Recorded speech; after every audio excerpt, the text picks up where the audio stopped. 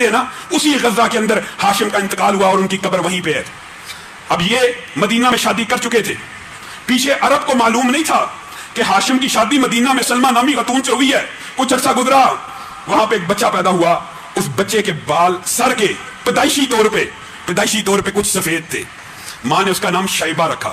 شیبہ ایسا بچہ یا ایسا بزرگ یا ایسا مرد جس کے بال سر کے سفید ہوں. یہی شیبہ ہیں کہ جب ہاشم کی فوتگی کی خبر پہنچی, مطلب نے اقتدار کو سنبھال لیا. ہاشم کے بھائی تھے, انہوں نے اقتدار کو سنبھالا.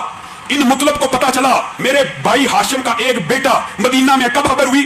10 سے 12 برس بیت جانے کے بعد خبر اور اطلاع ملی کہ ہاشم نے ایک شادی وہاں مدینہ میں کی تھی اور وہاں سے ایک بیٹا شیبہ پیدا ہوا. یہ مطلب اس بیٹے کو لینے مدینہ گئے, والدہ نے دینے سے انکار کر دیا. والدہ نے کہا میں نہیں دوں گی, میرا بیٹا میں نے پالا ہے, آپ لوگوں نے کبھی ہمارا حال احوال پوچھا ہی نہیں, آج بچہ جوان ہو گیا اس کو لینے آ گئے. مطلب نے اس بچے کے ساتھ اتنا پیار کیا کہ چند ہی گھنٹوں میں یہ بچہ اپنے چچا کے ساتھ ایسا منحوس ہوا, اللہ کی قسم تاریخ میں لکھا ہوا ہے, مطلب اس شیبہ کو گلے لگاتا تو شیبہ بھی رو پڑتا اور مطلب بھی رو پڑتے.